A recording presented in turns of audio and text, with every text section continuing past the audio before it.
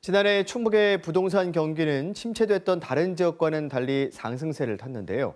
올해는 어떨까요? 전문가들의 전망은 결코 밝지 않습니다. 변수가 많아서입니다. 보도에 김영준 기자입니다. 지난달 청주의 일부 아파트 청약 경쟁률이 100대 1에 육박하면서 해를 넘겨서까지 지역 부동산 시장에 대한 관심이 이어지고 있습니다. 그러나 올해 충북 지역 부동산 경기는 녹록지 않을 것이라는 것이 전문가들의 대체적인 전망입니다.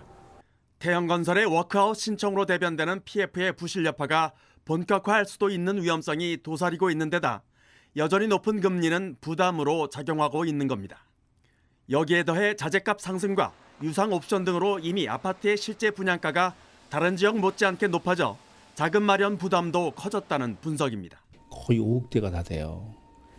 결국 싼 게 아니거든요. 그러면 여기 있는 사람들이 주택 구입할 때 한 3억씩 대출받다 예를 들어서 그렇게 했을 때 그 이자 부담이 크기 때문에 주택 경기 자체가 침체할 수밖에 없지 않냐 생각하고요. 더구나 충북은 주택 보급률도 높은 편입니다. 지난해 기준 충북의 주택 보급률은 111.7%로 경북에 이어서 전남과 함께 전국 광역자치단체 가운데 두 번째로 높습니다. 여기에 올해 충북의 아파트 입주 물량은 13,950여 가구로 지난해와 비슷하게 공급될 예정입니다. 신규 분양에 대한 수요가 있다고 하더라도 입주 환경에 따라서는 미분양을 걱정해야 한다는 얘기입니다.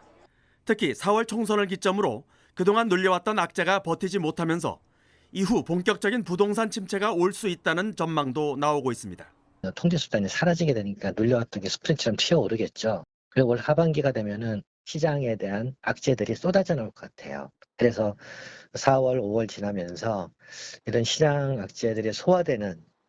따라서 올해 부동산은 실수요에 기반한 보수적인 접근이 매우 중요한 한 해가 될 전망입니다. KBS 뉴스 김영정입니다.